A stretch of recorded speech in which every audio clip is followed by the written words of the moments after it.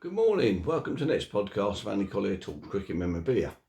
Unfortunately, my little thing here doesn't seem to be working this morning, so at the end it might get a bit difficult for me to stop the video. But anyway, we'll crack on now. So just start off things that turned up this week.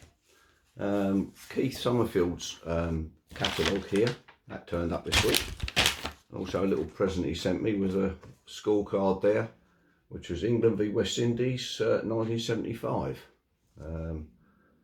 We've got some runs there. Looks like Brearley got some. Brian Close, Warmer. So quite a nice little scorecard there. Also a nice front page there of the cricketer with John Edrich, David Steele, John Snow and Tony Gregg.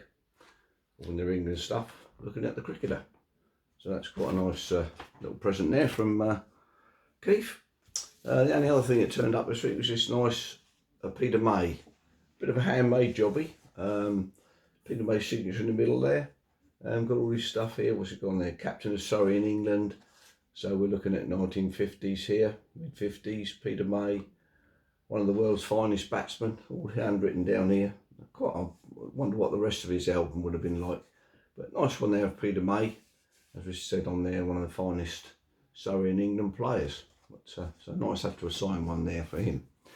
So anyway, I did buy something this week, which was the tile that come with this one as well. I mean, this is number one of the this set of tiles. Great Cricketer series done by the Australian Cricket Society.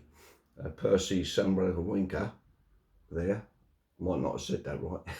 Anyway, so he done Colin Cowdrey and he also done Gary Sobers as number one. So I managed to get hold of a Gary Sobers today, or last week rather. But these do actually come in a big blue folder.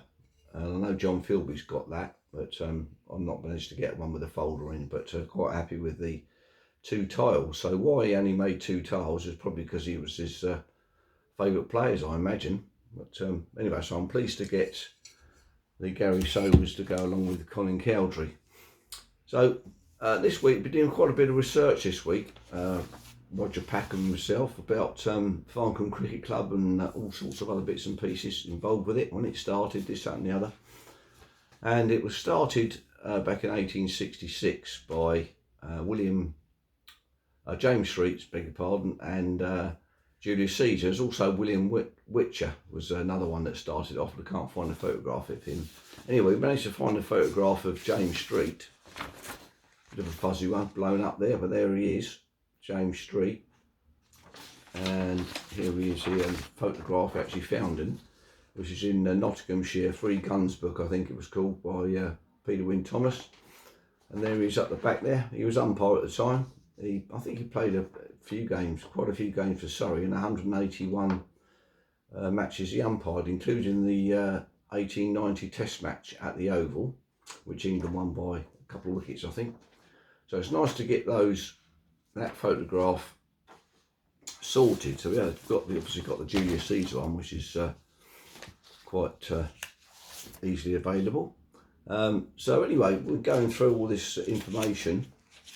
Come to, and we get to 1884, and just there we've got a couple of games there. Just after the 1884 Australian team turned up to tour England.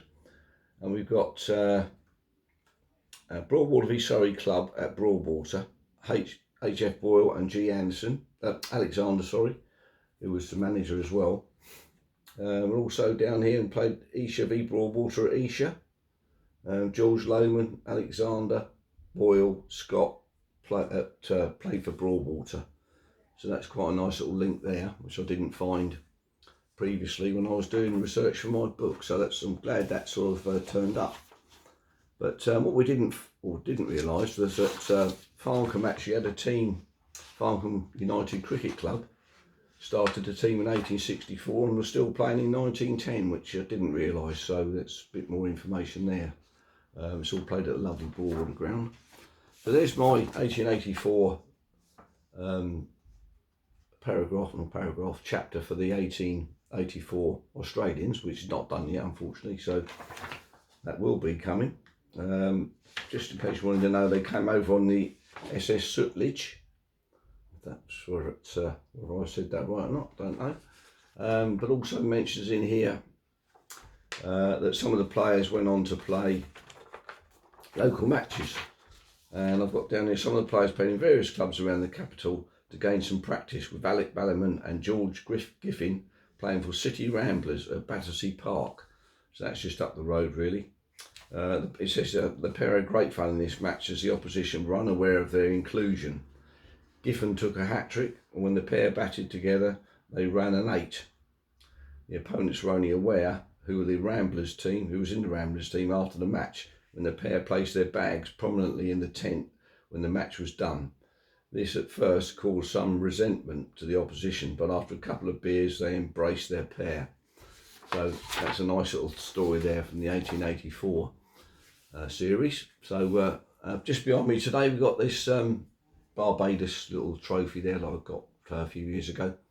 So anyway, that's about it for this week. Hopefully all the other bits are going to turn up this week, so we'll have a nice one next week, and hopefully a bit more history too. So I'm just going to turn it off manually now, so hopefully I'll get that right. So you might see something wrong.